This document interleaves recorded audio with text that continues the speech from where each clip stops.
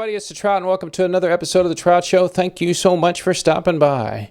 What a great show I have lined up today. If you're a Jimi Hendrix fan, you're going to sit back and want to watch this or listen to it on a podcast. Because on this episode, I have two fantastic guests. First, I have John McDermott, who is the producer of the Experience Hendrix Tour. Now, it's been going on for years. Now, they took a sabbatical for 5 years, but they're back now. And if you're not familiar with the tour, John puts together some of the great guitarists of our time to come in and play Hendrix tunes everywhere they go. You got Kenny Wayne Shepherd, you got Kingfish, you got Dweezil Zappa, you got Eric Johnson. I could name them all. There's a lot of people there. It's a great opportunity to see more than one great artist at a time, but also enjoy the Hendrix catalog, which I enjoy playing myself. But also with John is a fantastic, one of my favorite guitar players is Eric Johnson, that Grammy Award-winning guitarist out of Austin. Eric talked about the time he saw Jimi at the same time I did, which was kind of weird, but also how much Jimi influenced his playing, how much he enjoys playing it, and a little insight on the Eric Johnson tone.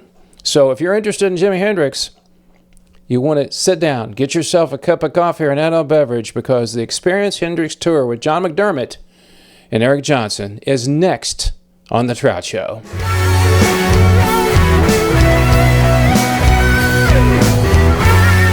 When I came across this thing, Experience Hendrix Tour, everybody knows, if they know me, that I got to see the guy live. And I don't know, Eric, I'm a couple years older than you, but I saw him in San Antonio at the Hemisphere Arena, which has been gone for years now. Let me guess. I can't remember the date. May something, 1970. That is correct. Were you there by any chance? Were you there? I was there. Yeah, and the tickets were like $3. I had a $6 seat. Oh man, well, and we met a couple people that said, "Hey, you want to come up to the front?" And I said, "Yeah, sure." And we got to sit like fifth row or something. Oh wow! I was on the side. I'm sorry. I was on the side. Yeah. So anyway. Yeah, that was an interesting show. I don't mean to jump in, but go ahead. I saw Jimi twice. You saw him a bunch of times, didn't you, John? I never saw him. No, I came to it later. Oh, I okay. never did. I never did. It was funny for me. The Warner Brothers movie that came out in '73 was the first, real kind of Jimi that I saw. But no, I came to it just after he passed. Okay, yeah. I remember that San Antonio show because it was the second time I saw him, and he came out on stage. And I'll never forget, he walked to the front of the stage, and there was somebody in the front that he knew, and he went, "Hey man, I know you." And he reached out and he shook this guy's hand. Do you remember that? Yes, I do. I remember that. He went, "Hey man, how you doing? I know you." And he smiled, this really beautiful smile. Yeah. And it was so sweet. And I was like, "Oh my God, this guy's he's like this human being up there," because it was always like the guitar player, Jimi Hendrix. And I was like 20 feet away from him. I was like completely freaked out. But then the whole show, he seemed kind of pensive. He closed his eyes, and he didn't open his eyes for 30. I think he played like 35 minutes. And here's a quick story. So I lived down the valley at the time. So my friend and I, we drove up from the valley to go see him, right? And got the seats. And there's certain things about that concert I just remember completely, just like you got through talking about it. And I didn't see my friend. We graduated. Didn't see him for years, decades later. He found me on Facebook, and he says, "Do you remember the Jimi Hendrix concert?" I mean, this was like 40 years later. Mm-hmm. And I said, "Yeah." And there's just he goes, "Do you remember that guy with the big cigar that smoked in front of us?" And I said, "Oh my gosh, you remember that too?" I mean, the things to remember. I remember this. I remember he came out with his white Strat. And he played, I think he started out with Fire. I think that's what he played. But then he did Foxy Lady, and he kind of looked at somebody in the crowd, too, and said Foxy Lady, kind of did his guitar thing, and the gal went, "Oh, if I'm," And he only played an hour. Mm. I remember halfway through, he played the Star Spangled Banner. Everybody stood up, and he played the last. Of course, he always played Voodoo Child at the last. And then he walked off, and everybody's like, "Where is he?" Right. He was gone. Yeah. Wow. And I remember even the band that opened up for him, a band called Country Funk, and everybody goes, "Why is this band here?" And the lead singer for the band said, "Hey, we're trying to get done so we can hear Jimi too." Oh wow, that's good. That's great. And the only funny thing about it was when he walked off, of course, the hotel was right behind the arena. And people were getting kind of a little restless. I'm going like, they're like, hey, come on back here. And then the guy from some FM station, I remember I got up and said, hey, calm down. Led Zeppelin's coming. And you give them a 1970, that was they were hot. They were hot then too. So John, I'm going to start with you though. What was that drove you to say, I mean, Eric and I obviously are fans of Jimmy. Mhm. What said to yourself, okay, I want to get involved in this thing. I want to, reach out and work with the Hendrix family and all that. Well, it's a long story. It started, just as obviously being a fan of the music, and then wrote about Jimmy in national music magazines as a music writer. And then in 1992, Eddie Kramer and I published a book called Hendrix Setting the Record Straight. And the goal at that time was to allow all of the folks who had worked with Jimmy closely to be able to speak in the first person with new interviews, not to just compile things that might have been said, take them out of context. So, that book came out in 1992. And after that, I pitched an idea to Eddie about, and a good friend of ours, Felix Carcano, about doing a tribute album to Jimi Hendrix, where we would give the proceeds to scholarships in his name. So together with Jeff Gold at Warner Records at Reprise, which was his label at the time, Yeah, I remember that. we put the Stone Free, a tribute to Jimi Hendrix album together with Buddy Guy and Jeff Beck and Eric Clapton and the guys from Soundgarden and Pearl Jam, a host of other really great artists. So at that point, the album was very successful. We raised, well over $1 million in terms of scholarships. It's actually still being funded by that album today. Cool. And I just felt like I'd moved on to doing other projects with other artists, and but I noticed that the Hendrix family had become kind of embroiled in the very early stages of litigation. Their former lawyer, was trying to sell the catalog out from Jimmy's father to MCA Records. So I just I reached out to the Hendrix family's law firm, and I just said, don't sell Jimmy's dad short. He really does own everything, and his position is really clear. So they were like, okay, thank you, good talking with you. And I just figured they got a million calls like that. So they called me about a month later and said, would you come out and meet with us? And that's when I came out and met the Hendrix family. I'd met Al because Jeff Gold, myself, and a few others had helped get Jimmy a star on the Hollywood Walk of Fame. And I got to meet Jimmy's father at that time. But it was in that period that they asked me to help them. So for the next 2 years, I worked with them to help win the rights back. And in 1995, Jimmy's dad won. And the company Experience Hendrix was formed to look after all of the legacy of Jimi Hendrix, if you will, all the many aspects of it.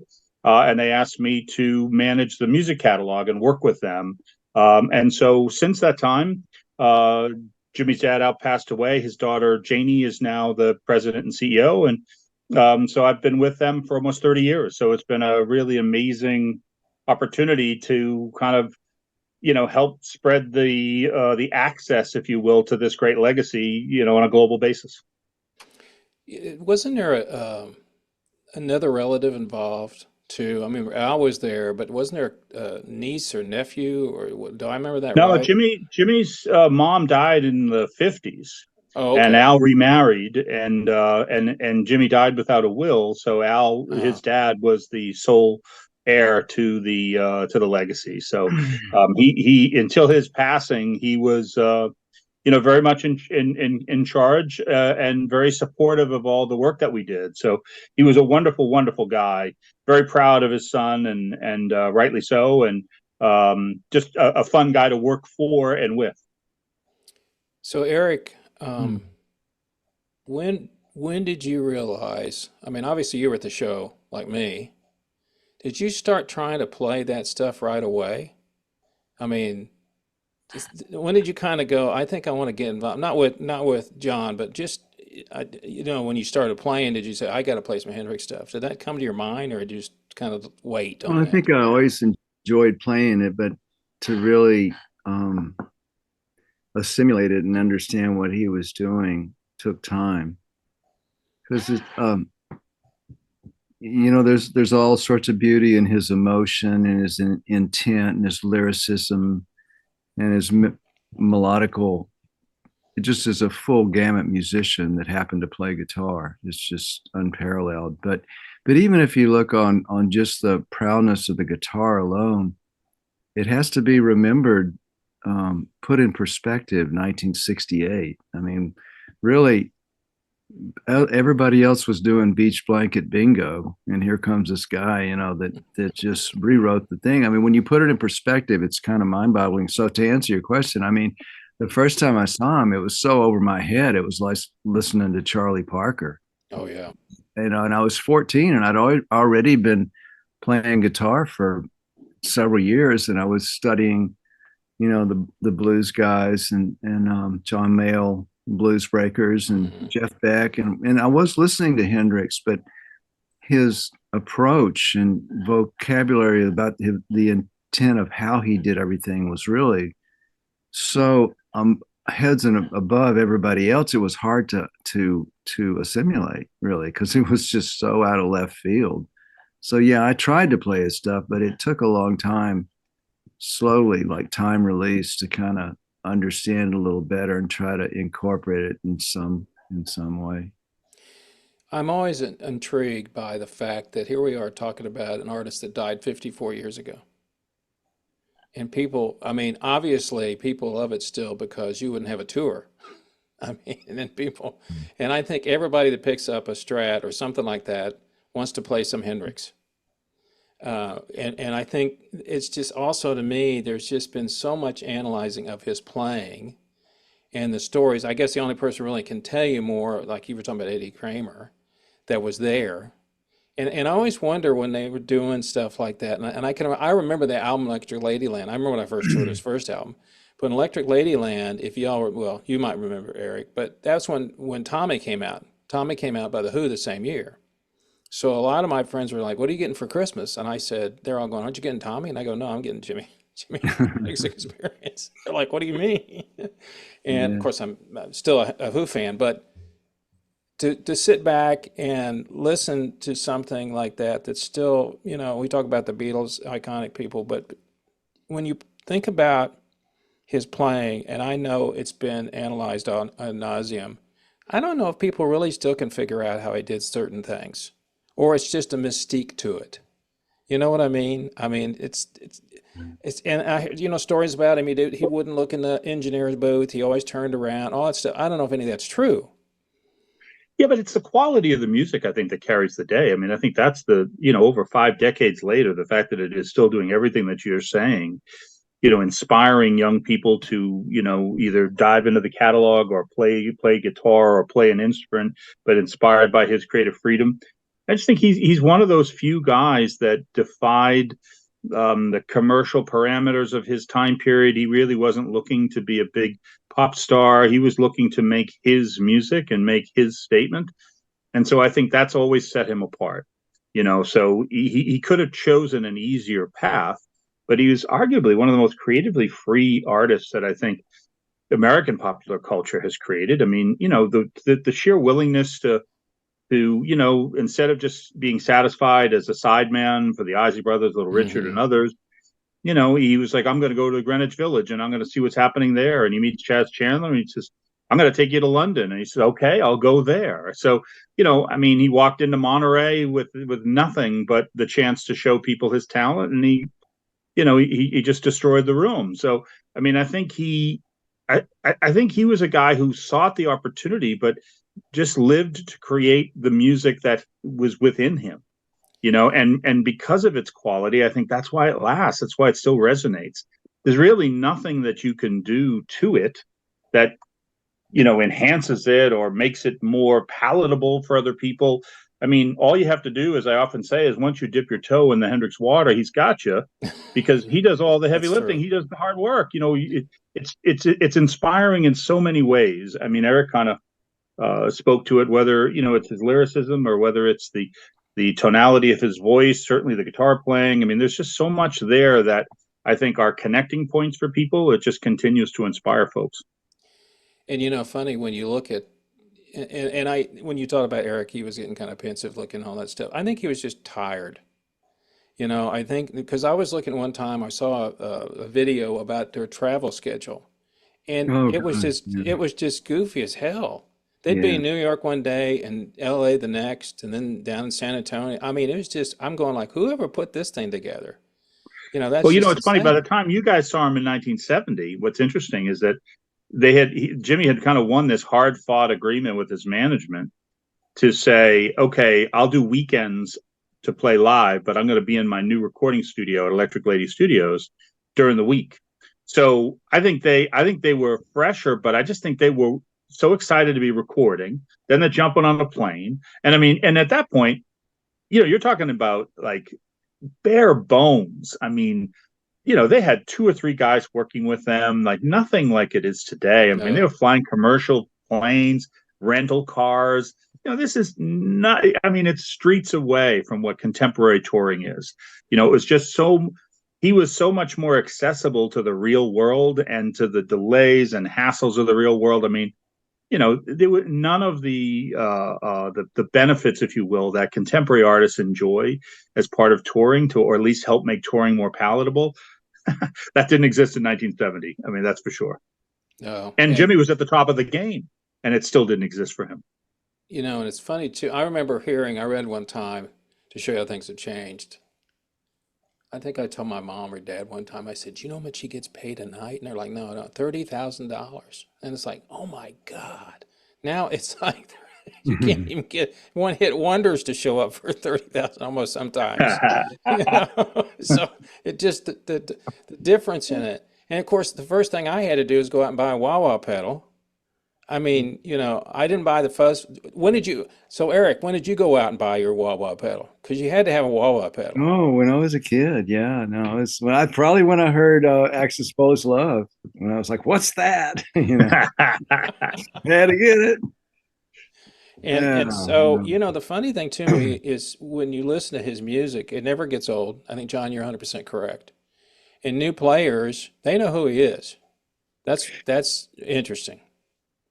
it's interesting you say that about the timelessness, and it never gets old because, well, I mean, it could be on the radio or on Spotify. It could be on like a Pandora or a playlist of just stuff being like assorted music being played. Yeah.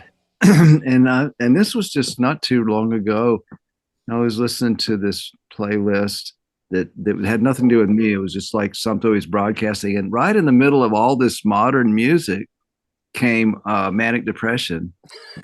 And I was just like going, man, that is as fresh today as it was 50. I mean, it really was. I mean, it's the spark and the just the purity of the intention. I don't know what it is, but it was as fresh today as it was the day it was recorded. And I was thinking, well, maybe that's just me. And I actually asked some other people, I said, how does that sound to you? How does that stack up? They said, it sounds just as modern as everything. It wasn't just me feeling that way. Right. And then it's like, it was kind of a unanimous consensus that it just totally, there's not very much pop music you can say that about, No, you can't. I mean, I've listened to it over and over again. I never get tired of listening to it.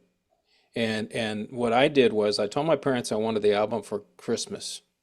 And back then, they had the big console, the Magnavox console. And I said, I needed headphones. And there was no headphone jack. I had to screw them into the back of the speakers in the back. And I still remember listening to that thinking, how does he make this sound go around my head? How does that happen? Yeah. And of course it's all acoustics, but I mean, I'm like, that's just phenomenal.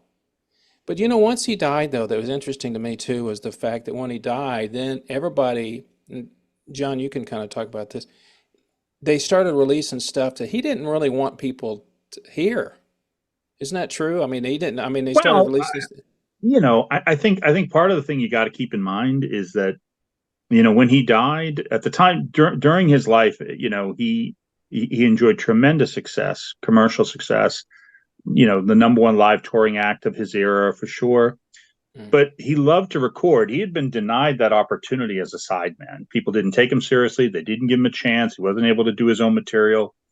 once Chaz Chandler took him to England, gave him the gift of the opportunity, he never looked back. So Electric Ladyland, he'd be touring and he couldn't wait to get back in the studio and be recording stuff throughout 69, recording stuff. Now, he was unfortunately facing some litigation because before he was famous, he had signed an agreement thinking it was he was doing some sideman work for an artist named Curtis Knight. Oh, yeah. And he thought he was just signing a release to get paid. And what ended up happening is it was an agreement, exclusive agreement, where they had to litigate and there was all kinds of trouble. So Jimmy kept recording all throughout his career and then sadly died. He had built his own recording studio. In 1970, it opens and he's in there recording. So there was this pent-up demand for the music that he had created. And I think that, it started to come out. It effectively filled in what would have been like his next creative step. So there was great anticipation to hear it.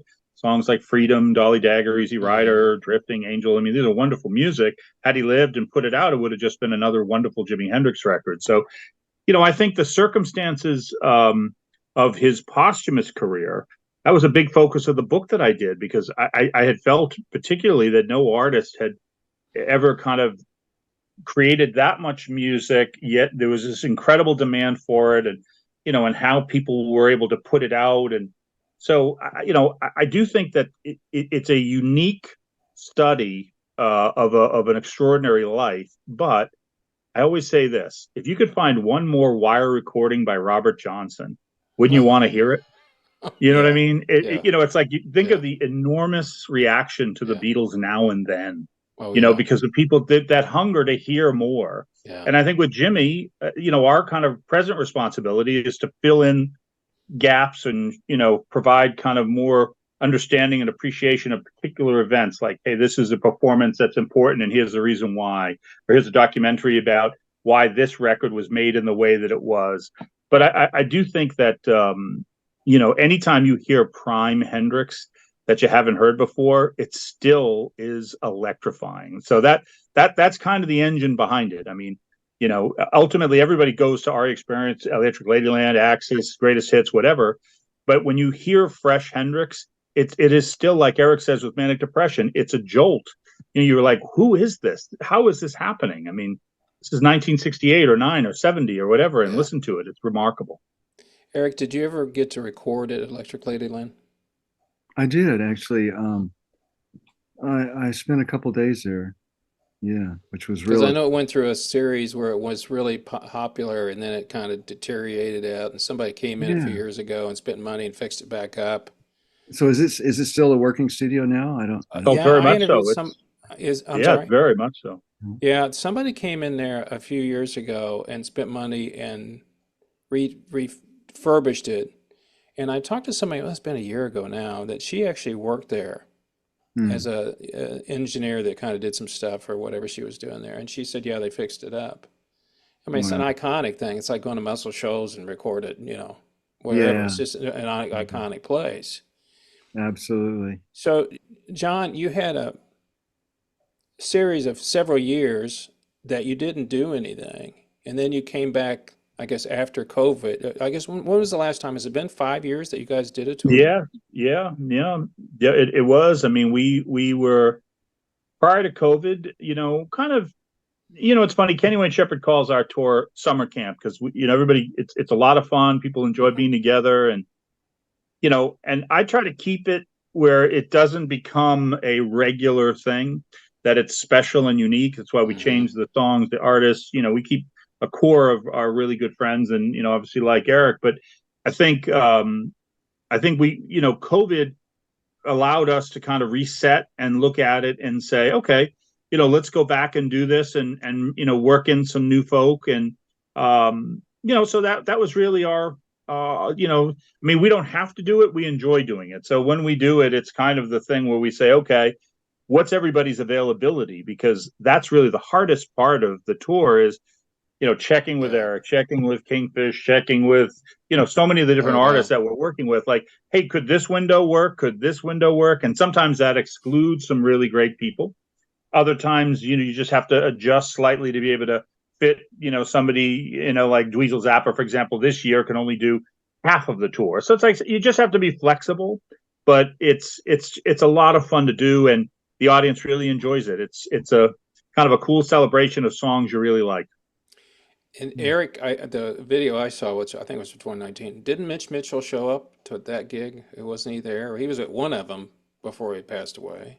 Oh no, Mitch passed in 08. It's a while back. Mitch, oh, then it was an older one. Okay. Yeah, it would have been an older one. Yep. Now I know Billy's still alive.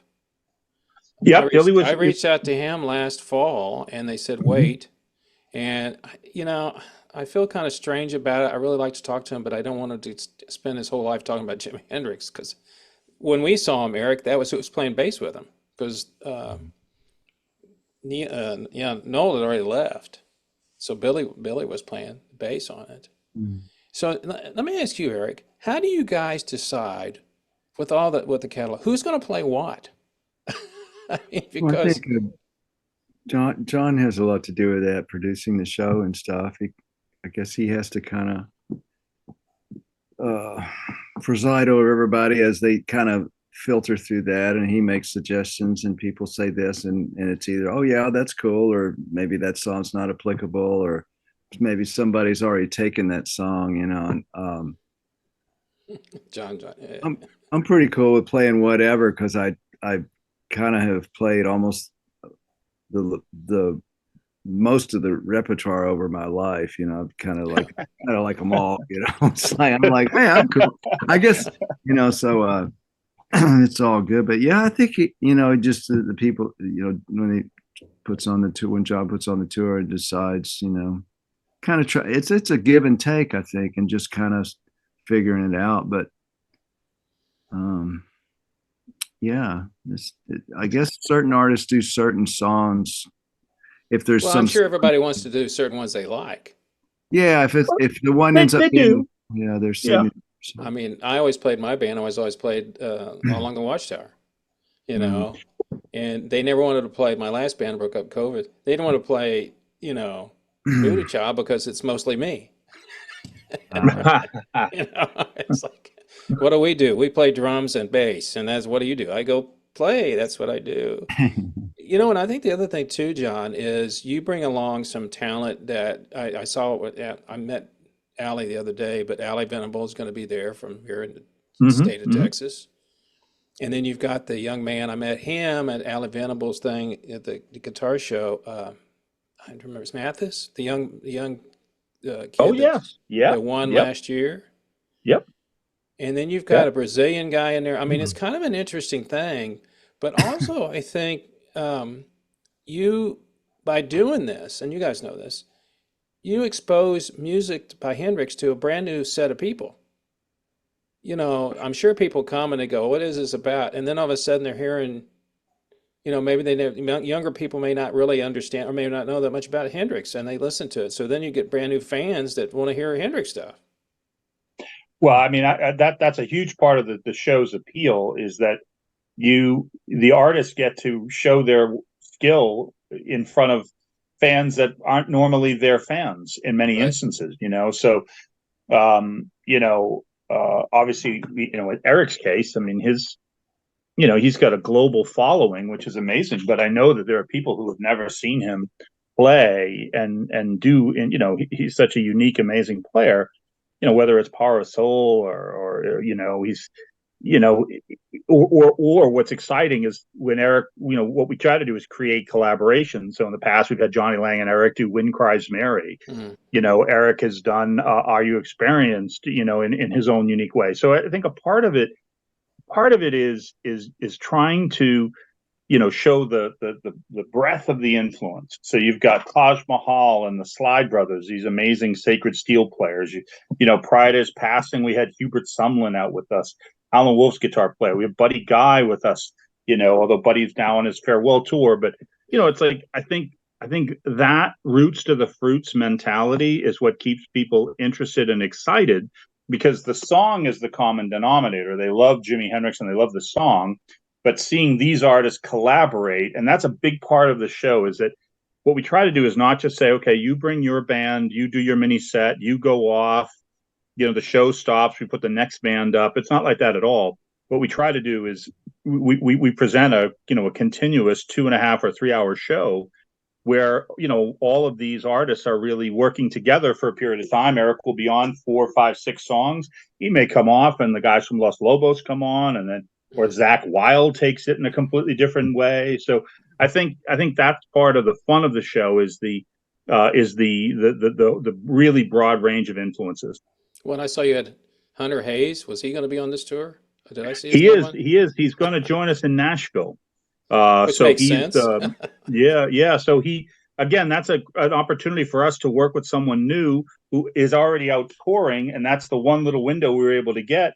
So I said, okay, come on down, and let's have you sit in the Nashville show. So we'll have a bunch of those throughout the tour, where if we're able to snag somebody who's available for a night, we're going to do that. I mean, Robbie Krieger from The Doors wants to come along, and he's a great guy. Wow. So there are a few folks like that we're still working with to kind of say, okay, when is this person available, and can we get them to the show and back? Eric, I'm going to ask you a question. This is off the subject, but I want to know something. I've always wanted to know this. When did you develop the Eric Johnson tone?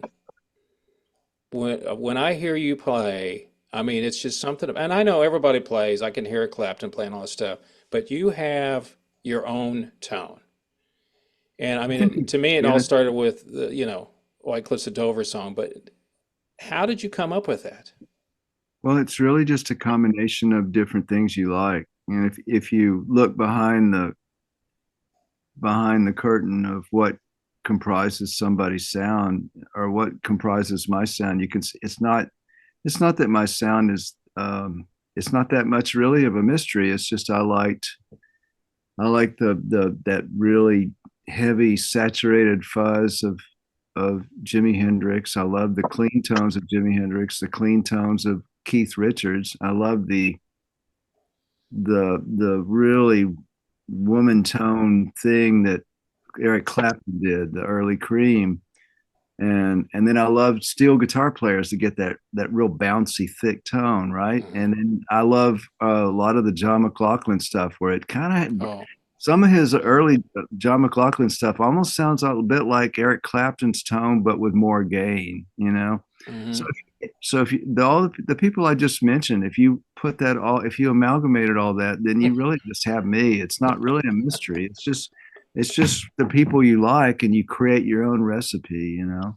Do you think that anybody ever finds their ultimate tone? I've read stories about people they keep looking for their tone, and it's like, yeah. I think musicians have always done that. I mean, you look at all the sax players from the 40s, and they all talk about that, and they're searching for the right reed, and they're working on it's a sound thing, because there is something about you hear a sound and it's like it either pulls you in, or you go, you stand back 20 feet away. And sometimes when you stand back, they can be like magnificent players, but if the sound doesn't allure you, you just sit back with your mentally and go, God, they're really great. But if it's a sound that pulls you in, it's not even a mental thing anymore. It's an invitation into this spiritual connection thing, like when Wes Montgomery plays 3 notes and it's all over, or when Stevie Wonder sings, or when Jimi Hendrix, like that. It's enough inspiration to last a lifetime when somebody has that above that higher atmosphere, like May This Be Love, and that solo comes in. It's like, how can you not love the way electric guitar sounds? So you fall in love with this ideal that's so beautiful, and that becomes your benchmark or your mountaintop. And then you spend a lot of time going, because you've been to the mountaintop sonically, so you have a point of reference of how beautiful it can be.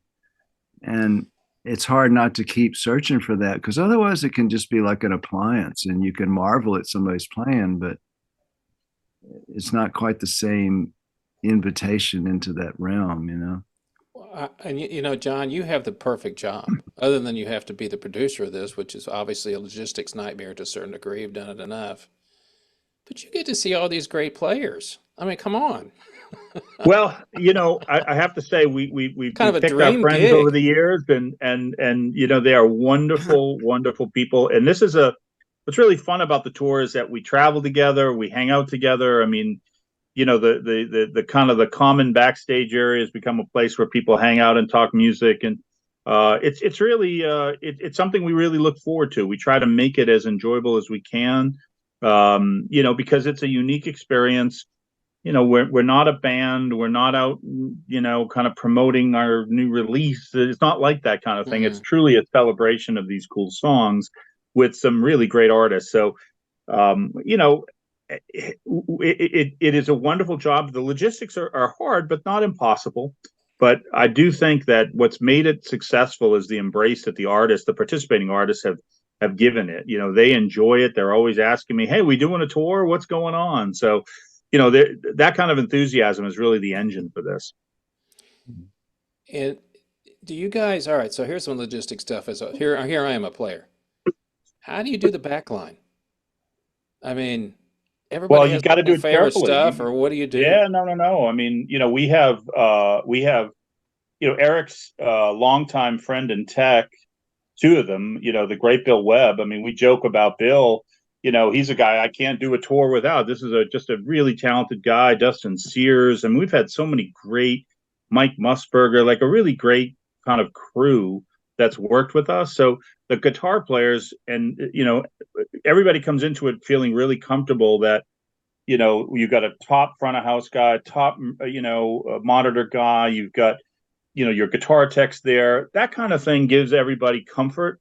And then you build on it from there. Then it's the camaraderie of the players, because you're not playing with your normal band.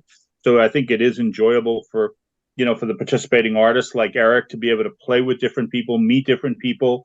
Even the sound checks and the jams and things like that are just really a great way to, just kind of connect with people that you wouldn't normally ever cross paths with. So, it's doable. It's really, I'm not going to call it a labor of love, because it isn't as if it's a, grinding labor. It's really hard work, but it's a lot of fun. I mean, the payoff of it is it's worth doing. I mean, we've done this now many times. It's our 20th year doing, tours. We started this 20 years ago. It's hard to believe, but it is still fun to do, and it's still fun to interact with the participating artists, I have to say. Well, and you get people like Eric that say, I want to be along for the ride. I mean, Oh man, Eric has been, I'm not saying this just because he's on here, but he has been a friend of ours and so supportive. He really, the tour, what he brings to the tour is something that's special and unique, but it's also his support of it is the kind of thing that makes what you say, the hard work, the logistics, you don't even think about it, because it's, you're excited about the fact to be able to kind of do this and get everybody together and have fun. So I'm always grateful to people like Eric. I mean, people like Kenny Wayne Shepherd. I mean, good Lord, I can go on and on. I mean, they've just been so helpful and supportive. I mean, until Buddy Guy decided to retire, he had done every single one. I think well, I save didn't for know that. one.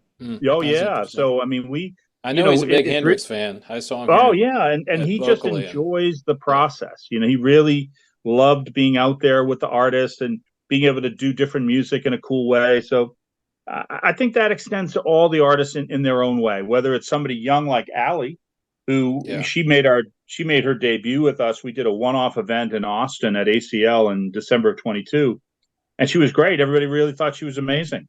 So that was a natural thing to say, okay, come on back. So that's the kind of thing that happens. We get introduced to folks. I mean, it's funny. Billy Cox and Buddy Guy, um, said to me, "Hey, we're going to invite this amazing young man to play.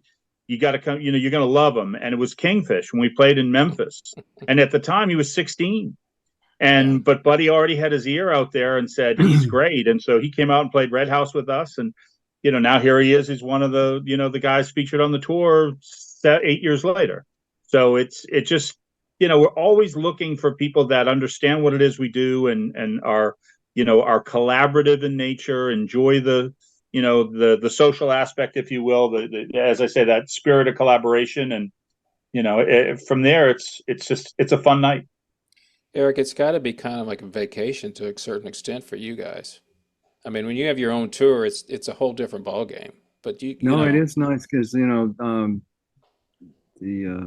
whole the people that John has put together, they do a great job on the tour. So everything's taken care of. So it is kind of you just get to play music, and there's a lot of things you don't have to worry about when you are doing this with everybody else that you have to deal with when you do your own tour. And it's interesting to me too, for the fact that what you were saying, John, about the people running the monitors, the people running the front of the house and all that stuff. I talked to Walter Trout about a year ago, and I said, Walter, you just walk on stage and start playing? He says, yeah. And I said, well, you don't do a sound check? No. And I said, well, how do you work? How does that work? He said, the guy with me's been with me for like 20 plus years. He runs his sound. He says, I just wait for him to give me a thumbs up and we're ready to go. Well, we'd have a mutiny if we didn't have a daily sound check, I think. Oh on yeah, our I know tour, that, right? but you're not one guy that's playing the same. It's not the same. And So that's a big part of every day is making sure that everybody makes whatever fine tuning or tweaks or things of that nature. So, but I understand what you're saying. I mean, having when you surround yourself with good people, good things happen, and our tour is proof of that. So we do try to, like we do with artists, get our crew to return, year after year, because I just think it's a comfort factor, for, an artist like Eric, who takes great care in the presentation of his songs and his set, to know that while it isn't his tour and he doesn't have to worry about, his own career, like any of the other things involved with an artist being on tour, but knowing that he has the people he trusts on his back line, we're using Eric's amps, we're using Eric's guys. So he knows, like, in a pinch, we can fix or solve anything. And I think that allows people to come to this really free, have a great time, play amazingly, and enjoy a break from their own, the rigors, if you will, of their own career. Yeah. Eric, this is off the subject a little bit too, but I went down and saw your booth at the Guitar Festival. I guess you Oh were there yeah. and you'd come and gone. Uh, And I met one of the guys that was there, and he wasn't a guitarist. He worked for some other company. I forgot what he did. And I said, well, what do you do? And he's some kind of pipe company. I don't remember what it was. It was just kind of caught me off guard. And I because said, I'm just here to help him out. So, and John, I don't know if you know this, but he has a booth down at the Guitar Festival every year. Eric does. And how many guitars do you put out well, there? actually, it's a friend of mine's booth, and he portrays some of my gear because he owns some Ah, gear. Yeah, yeah, because you had a few strats and stuff out there that we were yeah. trying It's to unload. yeah, it's an opportunity to get rid of stuff and buy new stuff. Hey, like you say, you're searching for it.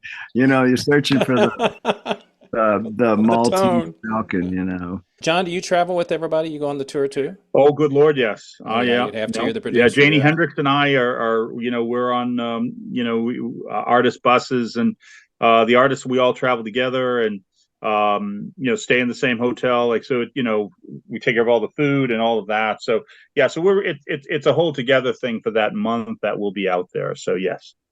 I was going to ask you one last time. I can't remember what it was. Something about it, but I just completely forgot what it was. Well, I know what I was going to say. Has people started buying tickets already? How's the sales gone? I know it just came out. Or people started buying Yeah, already? no, it always does very well. We've been very fortunate over the years. I put the show into venues that I think are appropriate, like really great old theaters that sound good, that can accommodate a good number of folks, and so it's every year there's demand from agents to say, are you doing it again? Are you doing it again? So that's It's a good place encouraging, to and be. we're That's a good place yeah, to it's a be. nice place to be. So yeah, so the Hendrix family, their view with the tour is it doesn't have to make money. They don't want it to lose money, but they just see it as a celebration of Jimmy. You know what I mean? It can't always be like, hey, new album, go buy it, or go buy the greatest hits album, or something like that. Here it's more like, hey, come see these amazing artists, and playing his music, and you just get to hear these songs in a different context, which is exciting, I think, for fans, because we have seen so many artists tell us that they've seen greater activity, people going to search them out because they saw them on our tour. So I think that's a fun thing. It's clearly Jimmy connecting fans in a new way, you know, just as he did 50 years ago with his own music. I know I was going to ask you.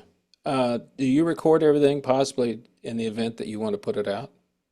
We do record the shows, but you know, we have to be respectful of the fact that the artists, you know, they could be making more money and having so much more control in their own instance. So we we don't try to trade on their, you know, their names, their careers. They, you know, they have live albums and DVDs and things that they do, which we don't want to be competing about. For us, it's the live show. It's a celebration. That's what it is. It's not done to create product. We've been asked by a number of the artists, hey, you know, should we do this? Should we do this? But I don't know. I think by keeping it pure, it's allowed us to kind of reinvent it every year or every couple of years and do it in a fun way without people thinking, oh, you know, I've got an album out and that's going to get in the way of what I'm doing. And I never want to kind of put an artist in that weird spot. No, I understand. I understand completely. So, well, I wish you much success. Thank you. It's been a joy for me to meet one of my favorite guitarists on the other side of the screen. I just have to tell you that, Eric. Thanks for having me on this. I mean, when I heard Cliffs of Dover, and I have people on here that can play it, and I'm always going, "You really can play that?" Oh. And all right. So my last question for you though is, did it really only take you 5 minutes to write that song? Yeah, it took me. It was a really quick song. Wow. Yeah, I think sometimes that happens. You know, the just bursts of inspiration. You know. So, well, gentlemen, thank you so much. Well, thank you. Good to see you. Thank you. My pleasure. Good You to guys see you, have a Eric. great I'll see you afternoon. soon. All right, take Thanks care. you. See you. Take care, Bye-bye. guys. Bye.